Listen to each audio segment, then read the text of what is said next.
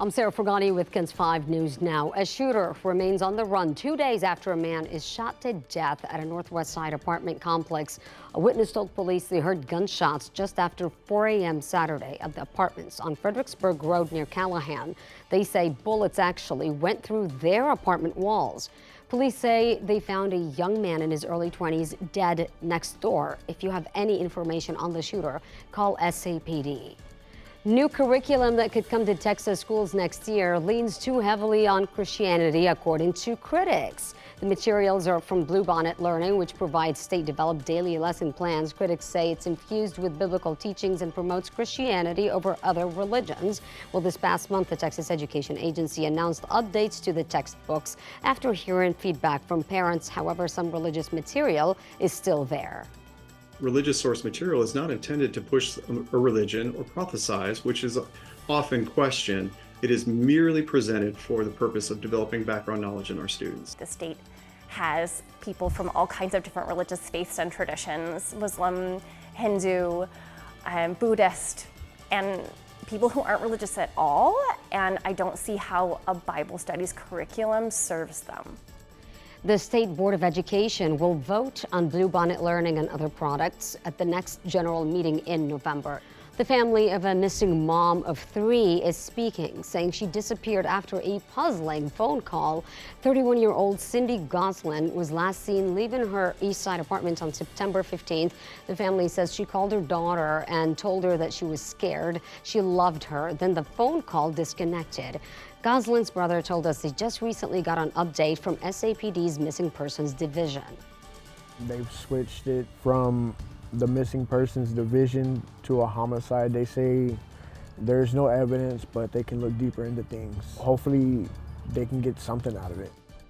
SAPD would not confirm the detail with KENS 5. However, they do believe Cindy is in danger. If you have any information, call SAPD's Missing Persons Unit.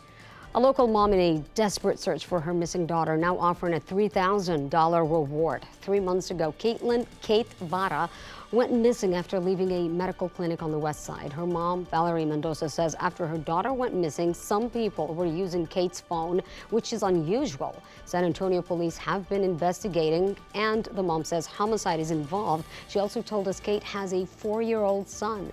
He's asked me, he tells me, he's all, mom's missing. And I said, yes, baby, mom's missing. We're looking for her. So he doesn't maybe understand, but he knows that mom's not here. Again, they're offering $3,000, hoping anyone will come forward with information. Call SAPD's Missing Persons Unit. The phone number is 210-207-7660. A series of threatening flyers being left on campaign signs targeting supporters of Vice President Kamala Harris. That's what police in San Marcos are now investigating. And in a social media post, police showed the flyers. The flyer ends with a sign-off from the Grand Dragon of Trump Clan 124. A Grand Dragon is the highest-ranking KKK member, but as of now, police have not confirmed any connection to the KKK. If you come across flyers like these, police say do not remove them and instead call the department's non-emergency number at 512-753-2108. A new transportation project in the works now will help you get around town much easier, and it's happening in just a few years. VIA's Green Line will connect the San Antonio Airport to downtown. The project is expected to cost $446 million, and it will be funded through a combination of federal and local taxpayer dollars. Today, $158 million will be announced. Congressman Henry Cuellar will be in San Antonio to speak about it.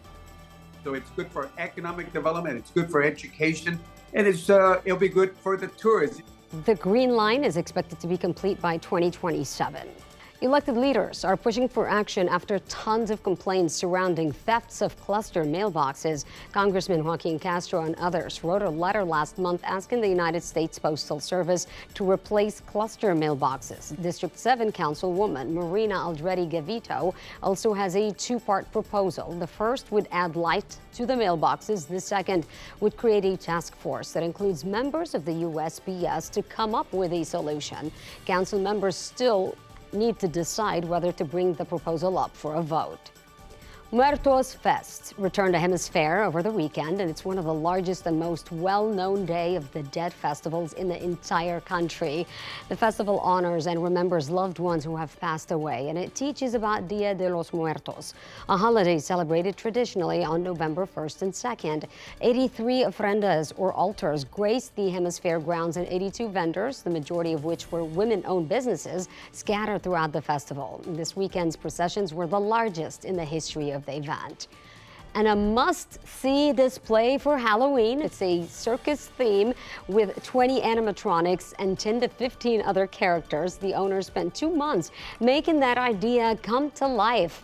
This house is right in the middle of Windcrest, so if you'd like to check it out, that's where you'll find it. And that's KENS 5 News Now. I'm Sarah Fergani.